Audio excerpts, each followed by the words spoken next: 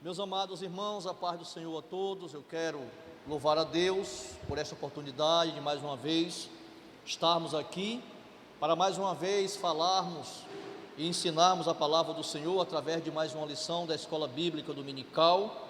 Hoje, certamente, a lição de número 5, é a lição que a gente vai estar ministrando ao coração dos irmãos, nesse estudo que a gente já está com algum tempo que estamos fazendo, do terceiro trimestre da Escola Bíblica, aonde vai falar de o período pós-babilônico, pós-cativeiro babilônico.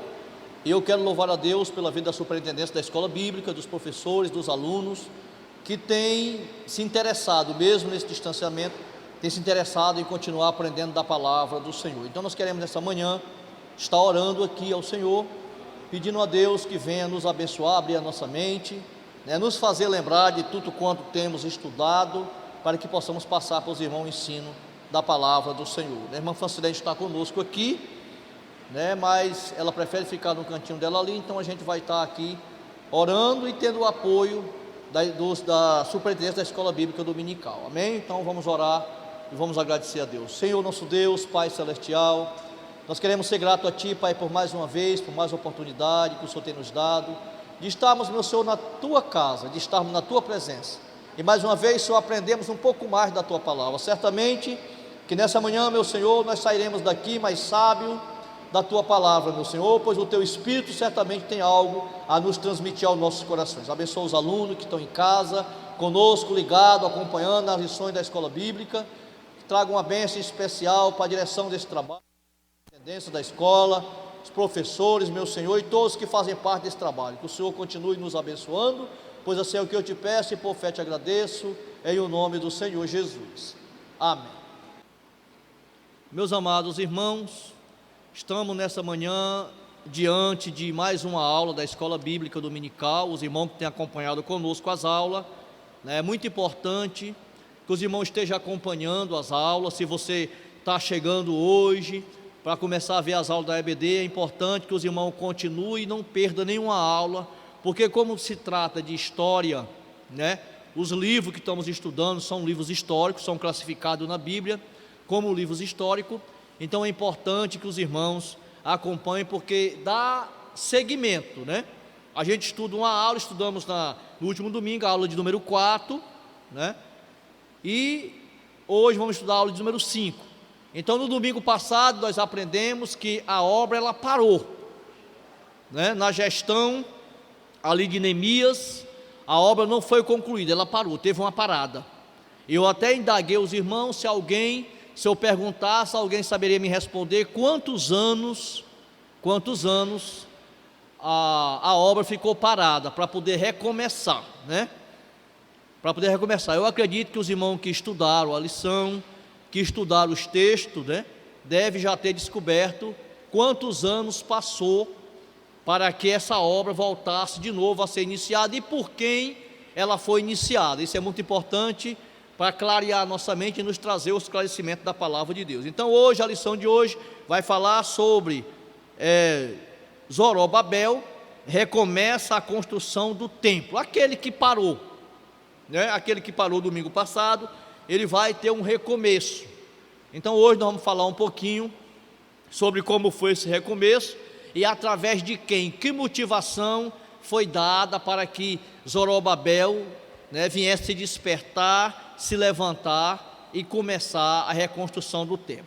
Então a leitura bíblica em classe se encontra no livro de Esdras, capítulo 5, versículo 1 e 2, aí nós vamos para Ageu, capítulo 1, versículo 1 e 12, aí nós vamos para Zacarias, capítulo 4, versículo 6 ao versículo 10. Então eu queria que nessa manhã os irmãos alunos da Escola Bíblica estivessem aí, abrindo a sua Bíblia nesses três textos, de Esdras, capítulo 5, versículo 1 e 2, de Ageu, capítulo 1, versículo 1 e 12, e de Zacarias, capítulo 4, versículo 6 ao versículo número 10, amém?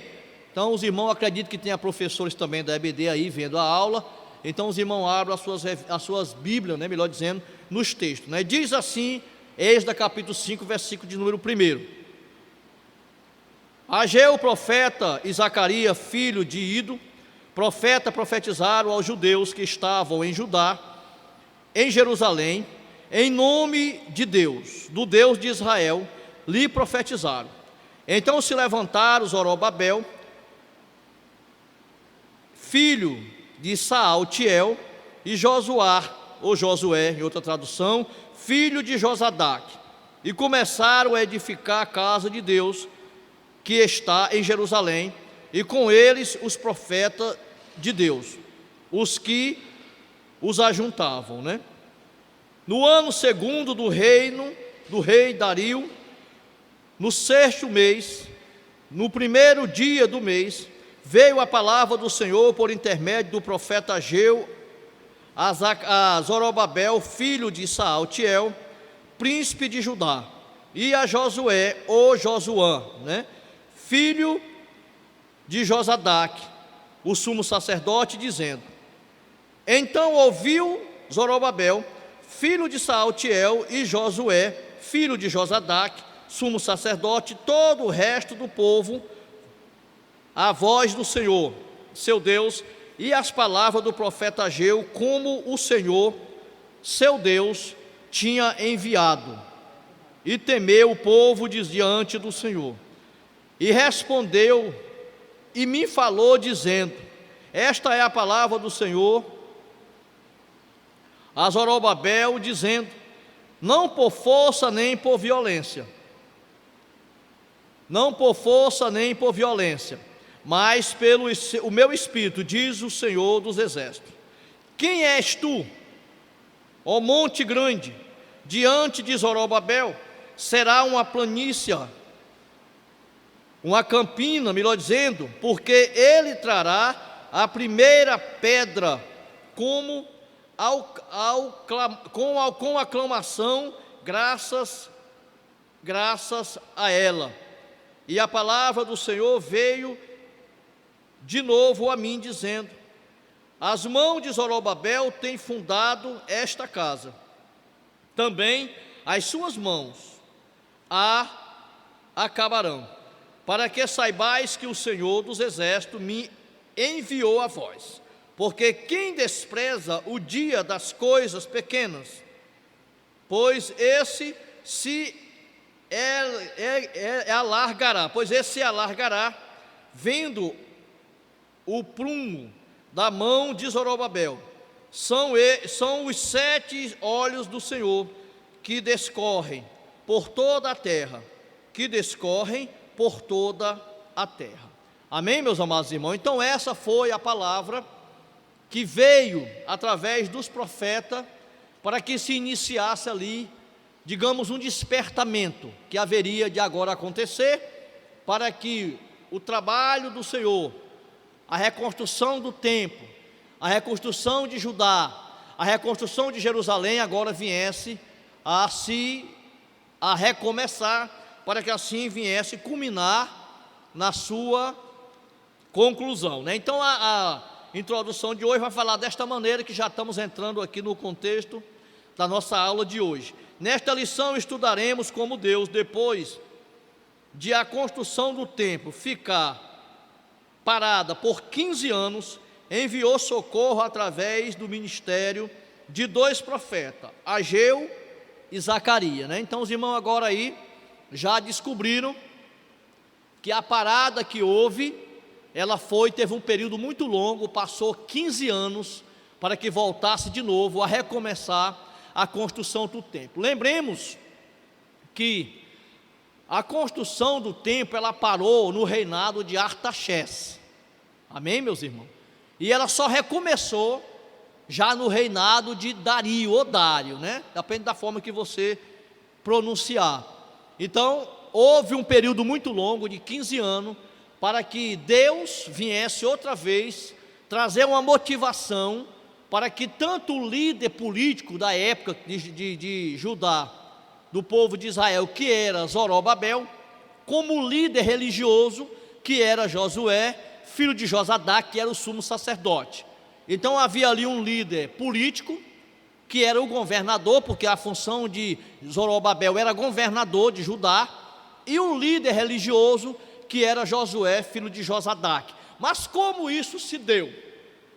como foi que esses homens passaram 15 anos com esta obra parada, cuidando dos seus, cuidando das suas casas, cuidando das suas casas forradas, como diz a Bíblia, cuidando da sua vida, e deixaram o templo de Deus de lado durante 15 anos. Então o que foi que houve para que de repente esses homens agora dessem um estalo e voltassem a construir o templo? Na realidade, meus irmãos, não foi obra do acaso que fez com que a reconstrução do templo em Jerusalém, em Judá, voltasse, a se iniciar novamente, que dessa vez haveria de ser a sua conclusão. Então o primeiro ponto vai falar: Deus levantou 2 profetas. Aí começou o trabalhar de Deus para que esse feito voltasse a acontecer novamente, Então, se você está com a sua lição, se você conseguiu, você pode ler comigo aí o primeiro tópico, que vai falar desta maneira, Deus suscita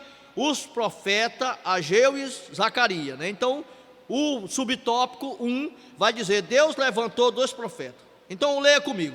O primeiro veio, Primeiro veio Ageu, conforme narra Ageu, capítulo 1, versículo 1, e depois levantou-se Zacarias, capítulo de número 4 do livro do profeta Zacarias, versículo 1 até o versículo número 6, Não vieram atendendo o convite de líderes de Jerusalém, mas o Deus do céu os enviou. Chegaram de surpresa em Jerusalém e ali entraram em contato com os 2 líderes e também com o povo judeu, conforme narra Esdras capítulo 5, versículo 1. Vejamos: a Zorobabel, o líder político, recebeu uma mensagem pessoal. Deus, conhecedor da insuficiência espiritual de Zorobabel, e sabendo que este não tinha mais nenhum vigor para tentar modificar a situação imposta pelos inimigos, deu-lhe uma maravilhosa mensagem de encorajamento. Certo, meus irmãos?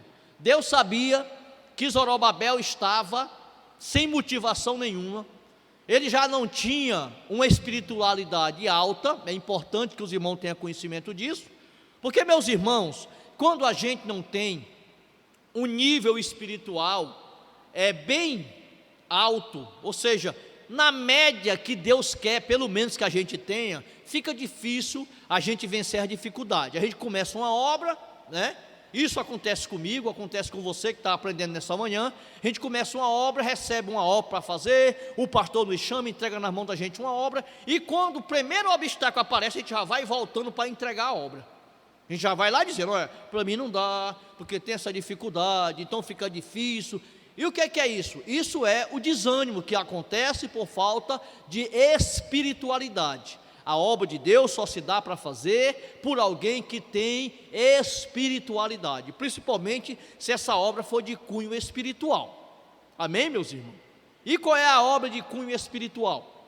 Dirigir departamento, dirigir trabalho da igreja, dirigir culto, dirigir oração, dirigir escola bíblica dominical, enfim, trabalho de cunho espiritual. E qual é a obra que não é trabalho espiritual? Trocar um ventilador, ajeitar um ar-condicionado, que tudo tem na casa de Deus. Limpar um templo não é uma obra espiritual, mas todas elas requerem direção de Deus e todas elas requerem uma aplicação. Mas Zorobabel, ele não tinha, e Deus sabia da sua insuficiência, ele não tinha uma vida espiritual a nível de suportar uma dificuldade. Então o Senhor, sabendo disso, a Bíblia diz que Deus usa de Ageu e usa de Zacarias, 2 profetas que foram contemporâneos da sua época, para que através deles Deus mandasse mensagem, revelada em sonho a Zacarias, a Ageu, para que eles passassem aos líderes religiosos, não apenas a eles, mas também ao povo,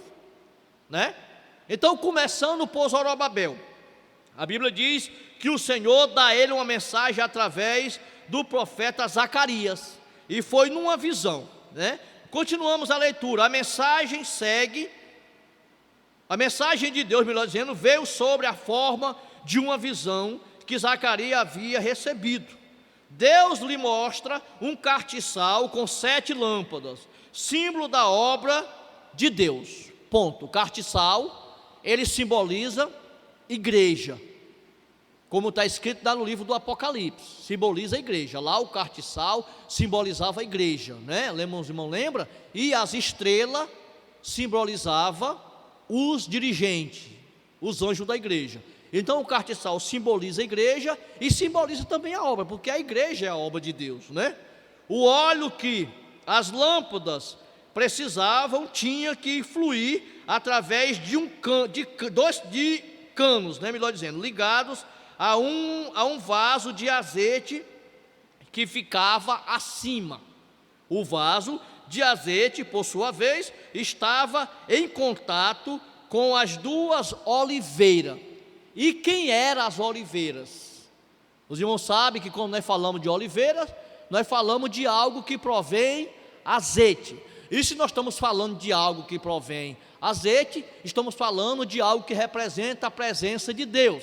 E se representa a presença de Deus, então nós podemos deduzir aqui na interpretação que as duas oliveiras, de onde vinha aquele óleo, que iria agora levantar de novo, né, encorajar aqueles homens para voltar ao trabalho, vinha de duas oliveiras. Uma oliveira aqui na tradução era Ageu e a outra oliveira era Zacarias, que eram os dois profetas que Deus tinha levantado, conforme narra o livro do profeta Zacarias, capítulo 4, versículo de número 1 ao 4, e também o versículo número 13. Irmão, eu queria ter tempo para poder aqui estar lendo texto, mas com os irmãos, mas não dá para ler.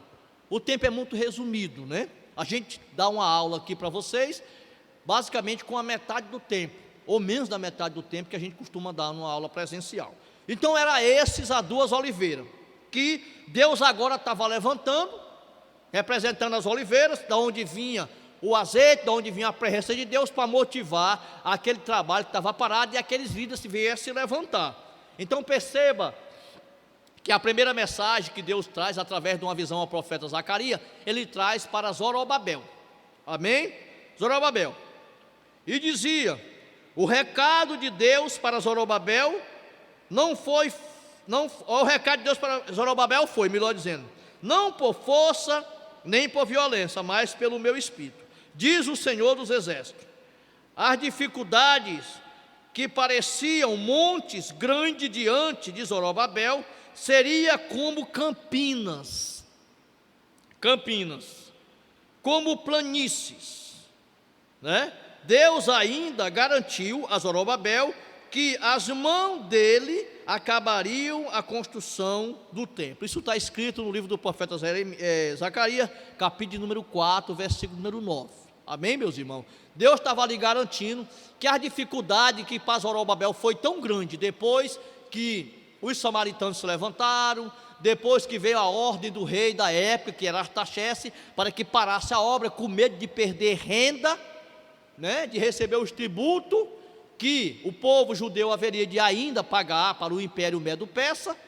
Então aquelas ordens, aquela dificuldade que se levantou, ela seria agora, diante de Zorobabel, depois que ele recebeu a revelação, depois que ele recebeu a palavra de Deus dada por Zacarias, seria como planície. O muro, os altos, né, que representava aqui o tamanho, a altura da dificuldade que estava para vencer aquela barreira, digamos assim, agora seria como planície, viu? Seria como campinas, né? Nós vemos isso lá quando Abraão sai do Egito, e ele olha fora do Egito e pede ao seu sobrinho Ló que escolhesse para onde queria. A Bíblia diz que Ló olha e vê aquela planície, aquela campina toda gramada, né? E ele escolheu ir para lá, e foi lá que ele passou uma prova grande, quando ele entrou em Sodoma e Gomorra, que era a cidade daquela planície, e Abraão foi para o deserto, né? E Deus abençoou a Abraão, né, meus irmãos? Então, meus amados irmãos, mas aqui está o contrário. O Senhor está falando de facilidade, aquilo que era tão difícil para Zorobabel, agora seria fácil, depois que ele recebesse essa palavra. Então essa foi a mensagem que o Senhor trouxe, primeiramente a Zorobabel, pela boca do profeta Zacarias, a qual ele haveria de estar se levantando, né, para fazer esta obra que estava parada já há 15 anos, né? A gente pensa que quando parou a obra foi por pouco tempo, foi não, irmão, foi 15 anos, viu? É tanto que terminou, foi parada com um rei, teve que começar já no reinado de outro rei, né? De outro rei. Então, mas também Deus tinha 3 mensagens. Ele tinha uma mensagem para Zorobabel, que era o líder político, governador, e ele tinha uma mensagem para o líder religioso, que era Josué, na sua época. E ele também tinha outra mensagem, que era a mensagem para o povo. Então Deus fecha, né? Ele fecha os 3 círculos aonde haveria de todos se unir outra vez para voltar a pôr a mão na massa, voltar à reconstrução do templo, né? Então o tópico B vai falar sobre Josué, ou Josuá, como eu falei agora há pouco, né? O sumo sacerdote, o líder espiritual do povo, recebeu também uma mensagem pessoal. Por que que a mensagem, o texto fala que era pessoal? Porque essa mensagem não foi dita na frente de ninguém. A mensagem para Zorobabel foi dita só para ele. A mensagem para Josué foi dita só para ele. Irmão, tem mensagem e resposta, recado que Deus não dá no meio de uma multidão, viu? Porque não diz respeito à multidão, diz respeito a mim, diz respeito a você, é algo nosso, então Deus vai passar para nós, amém? Então, meus amados irmãos, teve a mensagem também que Deus passou para Josué, né? Para Josué, que era o líder espiritual do povo, ele recebeu também a mensagem pessoal. Observamos na lição passada que o texto lá dizia que Josué estava com as suas vestes manchadas, é assim?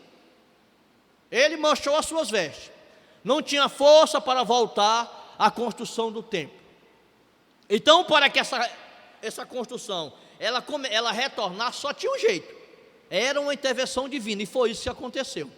Então o texto aqui da mensagem vai dizer que o Senhor, ele vai limpar as vestes de Josué, viu?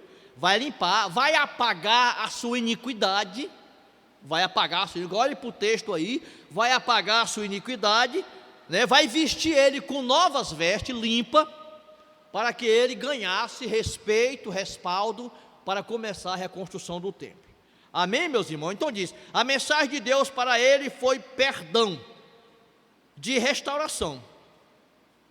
Deus lhe disse que havia feito passar dele toda a sua iniquidade, e que havia ordenado que fosse vestido de vestes novas, né? Conforme narra o livro do profeta Zacarias, capítulo 3, versículo 4.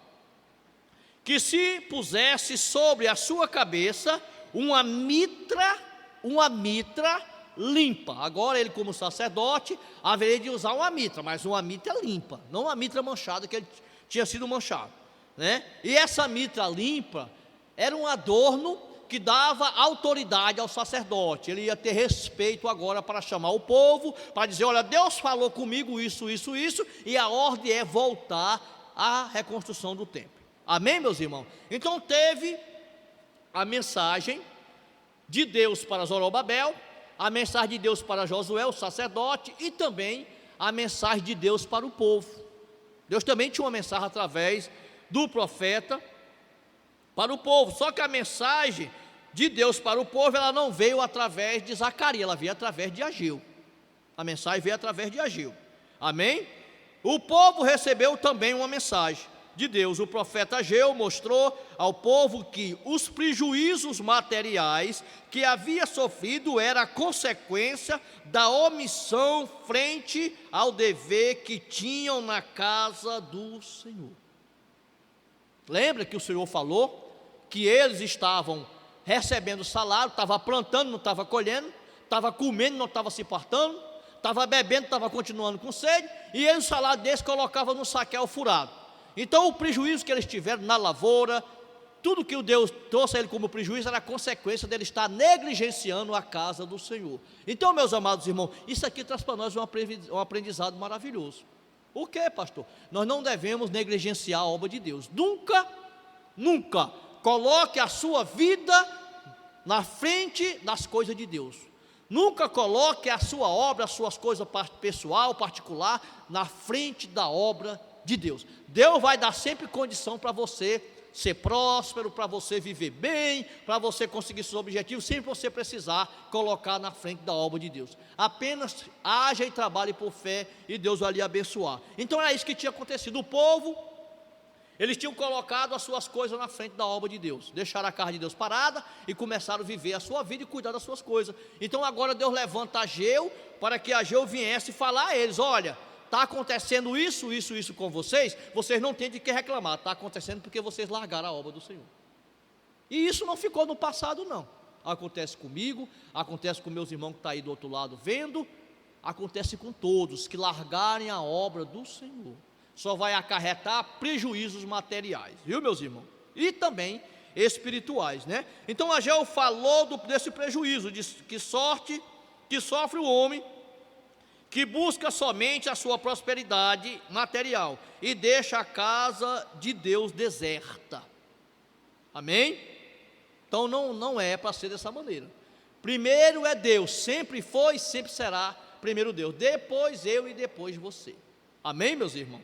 Então o resultado dessas mensagens que foi trazida a eles foi esplendoroso, foi surpreendente, né? Porque o poder de Deus se manifestou através da mensagem desses dois homens de Deus.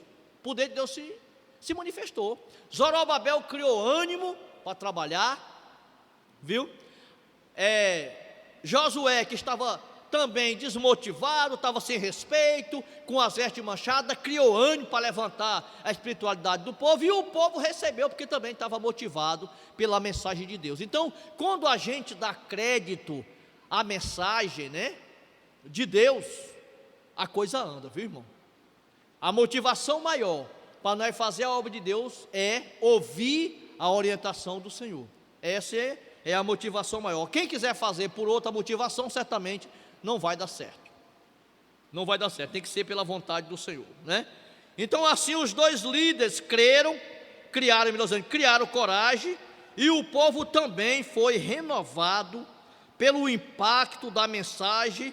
Então Zorobabel ordenou que todos imediatamente, ele era governador, uniu todo mundo: olha, vocês todos aqui, imediatamente vamos voltar à obra amanhã a gente já volta a reconstruir a obra. Coisa boa é quando a gente leva um puxarrão de orelha de Deus, né? É bom, né? Você está precisando receber um puxarrão de orelha de Deus, então receba esse, né? Está aí o seu, viu? É pela internet que você está recebendo, viu? Olha como Deus é bom. Então receba esse puxarrão de orelha de Deus e retorne à obra, viu, irmão? Retorne à obra, né? Então, meus amados irmãos, esse resultado foi tremendo, porque todo mundo deu as mãos de novo para fazer a obra do Senhor, né? Eles foram impulsionados, né? Houve um impulso espiritual pelos profetas, que continuou com eles, viu? Eles começaram a obra de novo e ficou lá Zacarias, ficou Ageu colaborando com eles. Não foi embora não, só foram embora quando terminou a construção do templo. Amém? Então o segundo tópico vai falar sobre isso, sobre o ministério profético, uma prova da manifestação de Deus. O ministério profético é uma prova da manifestação de Deus. Irmãos, essa aula, ela é muito aprofundada. Se nós for aprofundar aqui, a gente não sai nem do primeiro ponto. Por isso que eu já pulei aqui para o 2, porque ela é muito aprofundada. Porque quando falamos de ministério, falamos de profeta, né, tem muitas coisas de detalhes que a gente precisa aprender com relação a isso, viu? Principalmente quando se trata do Velho Testamento, vindo agora para o Novo Testamento. A gente fala de profeta. Ministério de profeta no Antigo Testamento era ministério, agora não é mais ministério, agora é ofício de profeta. Então precisamos entender essa mudança, né? Mas a gente não tem aqui como aprofundar isso. Então o tópico 2 diz: o ministério profético, uma prova da manifestação de Deus. Por que o ministério profético, ele é uma prova da manifestação de Deus? Porque a função do profeta era trazer para o povo a mensagem de Deus, ou os oráculos, como diz o Antigo Testamento, de Deus, né? Oráculos no Antigo Testamento é mensagem de Deus, eles tratavam como oráculos, né? Então era um ministério profético, alguém que era separado por Deus só para ser profeta, era ministério profético, tipo Samuel. Alguns tinham outros dons? Tinha outros que era profeta, que tiveram outros dons além da consagração de profeta. Mas nós não podemos estar aqui confundindo o dom com consagração, viu, irmão? O ministério era consagrado, rei, profeta e sacerdote, era consagrado com a unção, né? Com o óleo da unção, era derramado óleo na cabeça para que fosse consagrado. Amém? Então aqui vai falar sobre a manifestação sobrenatural no Antigo Testamento, porque a chegada de Ageu e de Zacarias em Jerusalém, que a Bíblia diz que não avisaram nada, chegar de surpresa, foram mandados por Deus para lá e chegar de surpresa, reuniram todo mundo e começaram a contar: olha, Deus mandou dizer para ti isso, mandou dizer e para vocês mandou dizer também isso, né? Era uma manifestação sobrenatural, como aconteceu com outros que Deus chamou. Não foi apenas com Zorobabel, não foi apenas com Josué, e nem tampouco com aquele povo que tinha aquela missão, mas foi também com Moisés, foi também com Elias. Então nós vemos aqui alguns exemplos, né? E um dos exemplos que traz aqui é o exemplo de Moisés e o exemplo de Elias, viu, irmão? Que diz o seguinte: a manifestação sobrenatural do Antigo Testamento. Há muitos exemplos no Antigo Testamento, vamos mencionar apenas dois: Moisés e Elias. São dois que vão ser mencionados como exemplo de uma manifestação sobrenatural através deles, através de Deus. E como isso se deu, né? Como se deu? O grande líder que Deus levantou para libertar seu povo da escravidão do Egito, recebeu de Deus um preparo sobrenatural que lhe deu muita autoridade espiritual. Com a sua vara fazia grandes maravilhas. Pastor, e que preparo foi esse que Deus deu para Moisés? Você ainda não leu sobre isso? Foi bem ligeirinho, Deus preparou Moisés. 40 anos. 40 anos no deserto, Moisés foi preparado. Quando Deus chamou, entregou para ele uma vara. Você tem autoridade. Lembra quando ele falou lá diante do Mar Vermelho: Senhor, e agora? Moisés, o que tu tem na mão? Uma vara, toca nas águas. Era a autoridade que Deus tinha dado depois de preparar, viu, irmão? Deus não coloca ninguém numa missão sem preparar, a não ser que alguém, como diz a Bíblia, tome para si essa honra. Se você hoje dormiu, um membro da igreja, e acordou pastor, você tomou para você essa honra, que Deus não lhe deu. Agora, se Deus chamou, vai preparar, viu? Se Deus chamou, vai preparar. E Moisés teve 40 anos de preparação. Não foi a faculdade egípcia, foi lá no deserto de Midian que ele foi preparado para esta obra. Só depois dos 40 anos foi que Deus entregou para ele a autoridade, que era o cajado, a vara, para que ele viesse representar a Deus. E mais, ainda disse assim: Moisés, quando tu chegar no Egito, que o faraó perguntar quem te enviou, tu diz assim: o eu sou me enviou. O homem estava, irmão, cheio da graça, viu? Estava com a autoridade na mão, e ainda estava enviado pelo eu sou. Então, como ninguém mais é eu sou, só um eu sou poderia ser o Deus eterno, né? Então Deus, ele levantou Moisés para essa obra. Foi um homem preparado, irmão. Houve ali uma manifestação espiritual. Por quê, pastor? Eu não tenho tempo aqui de detalhar, mas os irmãos sabem que lá no Egito, na gestão libertatória de Moisés, houve 10 pragas que foi enviado. E aquelas 10 pragas foram uma manifestação espiritual de Deus no meio do Egito. Amém? E houve também o caso de Elias. Quem não lembra do livro de segundo Reis, né? Primeiro Reis, melhor dizendo. Livro de Primeiro Reis, capítulo de número 17, 18, onde vai falar sobre a passagem ali onde Elias é levantado por Deus para combater a idolatria na gestão de Acabe e de Jezabel, que tinha inserido no meio do povo o paganismo, a idolatria, a adoração a deuses pagãos. E Deus levanta Elias para derrubar os altares que o próprio pai de Elias tinha edificado, a Baal e aquela deusa, a Sera, né? Ou a Será, como você queira mencionar. Então Deus levantou Elias e foi um desafio grande, foi ali uma manifestação sobrenatural. Por que foi uma manifestação sobrenatural? Você acha que um homem só, para desafiar aquele monte de profeta, 450 profetas, meu irmão, lá no Carmelo, ainda mandar Acabe levar o povo tudo para lá para assistir, e o pior, ou o melhor, orar, e Deus se manifestar e vencer aquela batalha? Você acha que foi coisa de homem? Você acha que botar fogo em lenha molhada e consumir ao redor daquele altar um rego cheio d'água através do fogo é coisa de homem? Manifestação sobrenatural. É por isso que foi colocado aqui como exemplo. Por quê? Porque sempre que Deus coloca alguém para fazer uma obra, irmão, há uma manifestação sobrenatural. Amém? E como é escola bíblica, você aprendeu uma coisa. Por que é manifestação sobrenatural? Porque a Bíblia diz que Deus, Ele não dá e não divide a sua glória com ninguém. Viu? Se Deus te colocou na frente de uma obra, Ele vai fazer o sobrenatural, para todo mundo saber que não foi tu e nem foi eu que fez, é Ele que está fazendo. É Ele que está fazendo. É por isso que é manifestação sobrenatural. Não é natural, é acima disso. É alto, é sobrenatural, é acima, né? Glória a Jesus. Então houve essa manifestação sobrenatural. Quando nós vemos e vimos aqui para o Antigo Testamento, nós vamos tratar de outra manifestação sobrenatural, viu? Que está aqui na lição, que eu não estou lendo tanto, porque a gente conhece os textos e você aí vai estar acompanhando, né? Não tem necessidade de que eu leia todos. Então o segundo tópico vai falar a manifestação sobrenatural no Novo Testamento. Como se deu isso? Quando o Espírito foi derramado em sua plenitude, amém?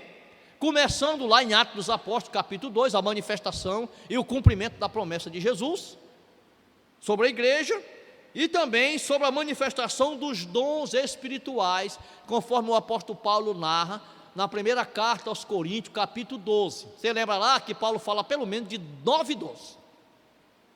9 dons ali, que são os dons espirituais, que são através desses dons que há a manifestação sobrenatural. O dom de profetizar, o dom de interpretação de língua, né? O dom de discernimento de língua, e tantos outros dons que vai estar, discernimento de espírito, interpretação de língua, discernimento de tantos outros que vai estar ali, que são 9 dons que Paulo, ele fala no capítulo 12, da primeira carta aos Coríntios, né? Então essa manifestação, o que aconteceu ali a partir do capítulo 12, versículo 4 até o 6, foi a manifestação sobrenatural de Deus agora adornando a sua igreja, capacitando a sua igreja para que ela viesse viver o sobrenatural de Deus. Glória a Jesus, né? Então houve ali essa manifestação sobrenatural. Os dons espirituais começaram a entrar em ação, e passaram a ser a própria preparação divina para o ministério, viu, irmão? Para o ministério. Os irmãos sabem que um dos dons que é usado pelo nosso Ministério Assembleia de Deus como uma preparação para o ministério é o falar em língua, é o revestimento de poder, que nós usamos esse revestimento. Através dele nós não podemos consagrar um obreiro a diácono, nem a presbítero, se ele não tiver essa capacitação, que é o revestimento de poder, que é um dos dons que o Senhor prometeu e cumpriu lá em Atos dos Apóstolos, capítulo número 2. Amém, meus irmãos? Então, a partir de agora, essa manifestação no Novo Testamento, né, ela vem como uma capacitação. Não precisa mais levar para passar 40 anos no deserto. Essa capacidade ela é muito mais imediata agora. Muitas vezes nós vemos pessoas que têm 2 anos de crente, e é alguém que você pensa que tem 10 anos de crente, porque a sua dedicação por Deus na oração, na leitura da palavra, numa vida de consagração, faz ele ser capacitado muito mais rápido. Tem alguém aí que tem 20 anos de crente e nunca foi batizado com o Espírito Santo, nunca recebeu de Deus dons. Aí vem alguém que tem 2 anos, 3 anos de crente e já está revestido de poder, já recebeu o dom de profetizar, já recebeu. O que é isso? Deus dá recepção? Não, Deus dá conforme a busca. Conforme a busca. Quem mergulhar mais fundo, vai receber mais. Quem mergulhar no raso, vai receber menos, né? Glória a Deus, né? Então isso, irmão, é a capacitação. Então vem através dessa manifestação sobrenatural de Deus na vida, não apenas do obreiro. Porque quando nós falamos de dons, falamos disso, a gente muitas vezes direciona para o ministério. Mas Deus não capacita só o ministério, não. Não é só o ministério, não. O corpo da igreja também são capacitados por Deus, através da sua busca. Então, esse é o segundo tópico, que vai falar sobre essa manifestação sobrenatural, não apenas no Antigo, mas também no Novo Testamento, não apenas no ministério, mas também nos membros da igreja, da membresia da igreja, aleluia, né? E o tópico 3 aqui, o tópico 3 vai falar sobre o ministério de profeta, é onde nós teríamos que detalhar um pouquinho mais, mas o nosso tempo não confere isso, então os irmãos em casa aí vão aí buscando, né? Porque o ministério de profeta, à luz da Bíblia, há uma diferença entre o ministério de profeta e o ofício de profetizar. É uma diferença grande sobre isso. Eu acabei de dizer agora há pouco que o ministério de profeta era alguém no Antigo Testamento que era separado para ser profeta. E hoje, pastor, quem seria o que nós podíamos chamar de profeta? Aqui no decorrer da aula, se nós conseguirmos chegar lá, vai estar mencionando isso, né? Então, o ministério de profeta. O profeta exerce a função ministerial determinada por Deus. Ninguém toma para si esta honra, senão o que é chamado por Deus, diz Hebreus capítulo 5, versículo 4. Amém? Hebreus capítulo 5, versículo 4, vai falar que ninguém toma para si essa honra, como eu falei aqui, ninguém vai dormir aí de manhã, eu me acordei profeta, agora eu sou profeta, não senhor. Há um trabalhar de Deus para isso acontecer, viu irmão? Há um trabalhar de Deus para isso acontecer. A gente pode ter o ofício de profeta, tipo, eu posso ser usado para profetizar hoje e nunca mais eu posso ser usado mais. Ou eu posso ser usado hoje, daqui a um ano ser usado de novo, eu posso ser usado toda semana. Mas isso não vai dizer que eu sou um profeta. Eu sou usado por Deus para profetizar. Eu não fui consagrado profeta. Não fui. Viu? Não fui consagrado profeta. E como eu estou aqui no YouTube, às vezes tem gente que dá uma brechadinha, então eu faço questão aqui para dizer uma coisa, que só quem consagra profeta é profeta. Viu, irmão? Então, se não tem mais o profeta consagrado, então ninguém agora está mais consagrado a profeta. Da mesma forma eu digo, só quem consagra apóstolo é apóstolo. Então, se não tem mais nenhum apóstolo vivo, morreram tudo, então tudo morto. Então não tem mais apóstolo dia de hoje. Tem uns povo aí dizendo que são apóstolos, mas não são apóstolos não, viu irmão?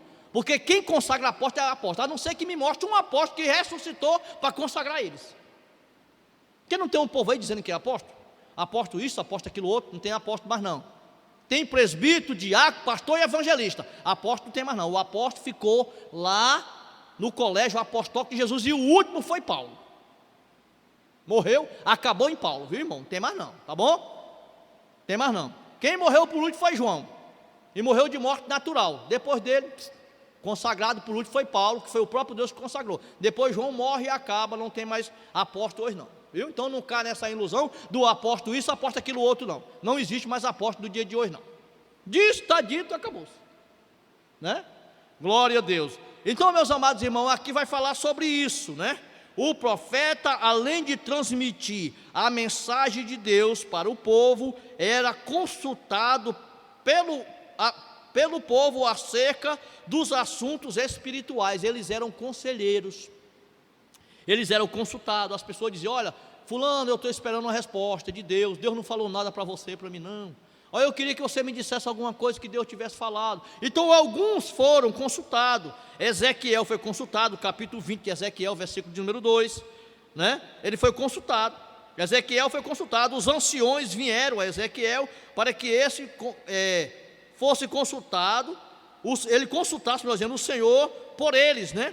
Deus, por meio de Ezequiel, disse para eles, respondeu-lhe dizendo, por causa das suas abominações, eles não receberão a resposta.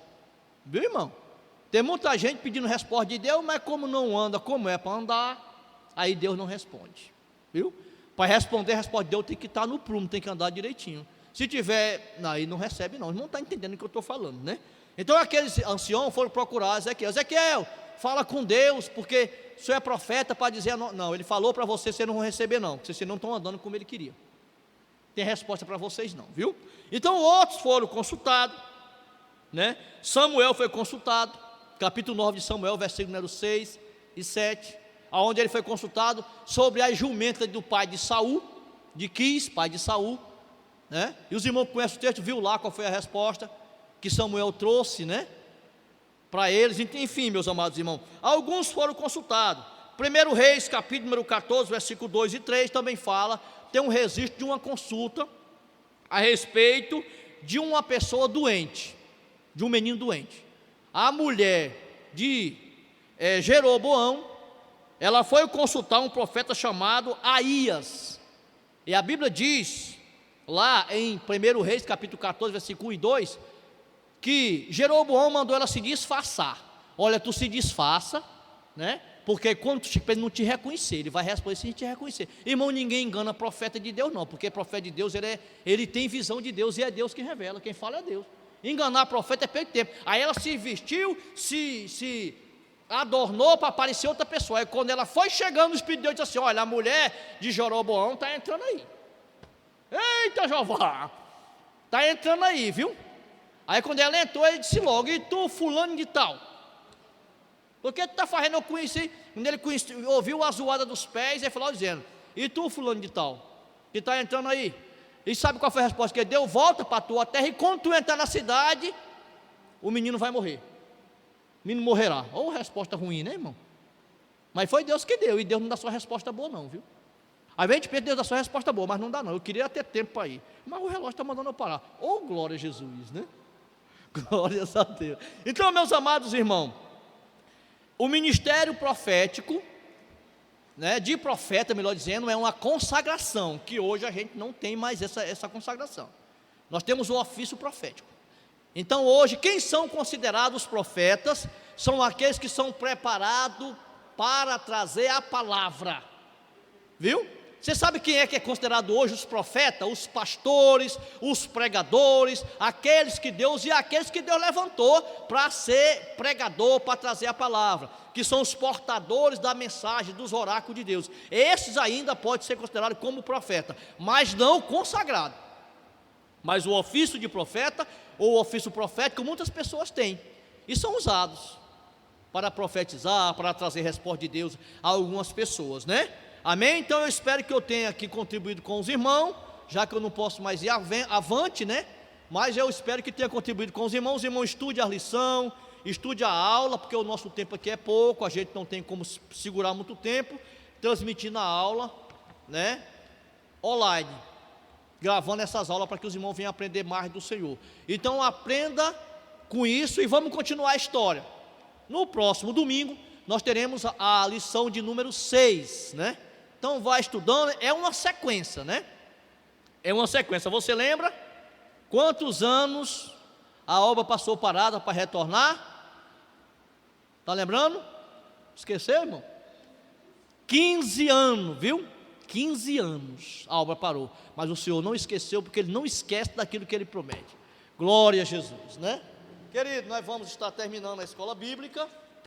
A nossa aula de hoje não deu para a gente ir até o final, como eu falei para os irmãos.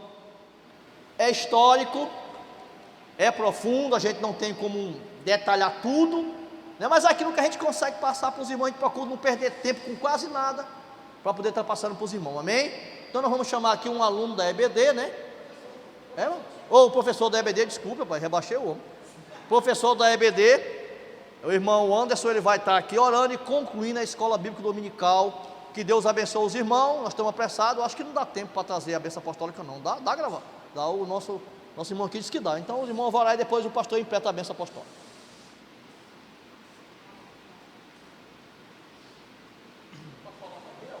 Saúde da igreja com a paz do Senhor. Peço oração em nome de Jesus. Maravilhoso Deus e eterno Pai, Deus Todo-Poderoso e Santo, nesse momento quero te agradecer, Senhor, por esse momento de aprendizado, Pai, através da Tua Palavra, Senhor. Pai, nós aprendemos nesse momento, Pai, que o homem, Senhor, ele só consegue vencer, meu Pai, as dificuldades contigo, Senhor. O homem, ele não tem capacidade em si mesmo, Pai. Por isso, Deus, que nós possamos buscar Ti em todos os momentos de nossa vida, Pai, para que possamos passar pelas dificuldades, Senhor. Deus, e cantar o hino da vitória, meu Pai. Abençoa cada irmão que vai assistir essa aula, Senhor, em nome de Jesus, e que o Senhor possa tocar no coração de cada um, Senhor. Muito obrigado por tudo, meu Pai. Em nome de Jesus eu te agradeço e te louvo, Pai. Amém. Glória a Deus. Querido, nós queremos agradecer aos irmãos que gravam conosco, né? Nossa sonoplastia da igreja, o irmão Jonathan, o irmão Ricardo, agora a irmã Eulene, né? O irmão Anderson, o Adriano, que tem nos ajudado. A gente faz esse trabalho, mas tem todo um aparato de pessoas que são dedicadas para fazer esse trabalho. Muito obrigado aos meus irmãos por ter tanta dedicação pela obra do Senhor. É por isso que vai chegar até você, porque eles se esforçaram para que fosse transmitido, né? Receba a bênção do Senhor. Que a graça de nosso Senhor e Salvador Jesus Cristo, que o grande amor de nosso eterno Deus e Pai, que a comunhão e que as consolações do amoroso Espírito Santo permaneçam sobre as nossas vidas e sobre a vida de todo o povo de Deus, e quem crê nessa bênção, digam amém. A paz do Senhor, meus amados.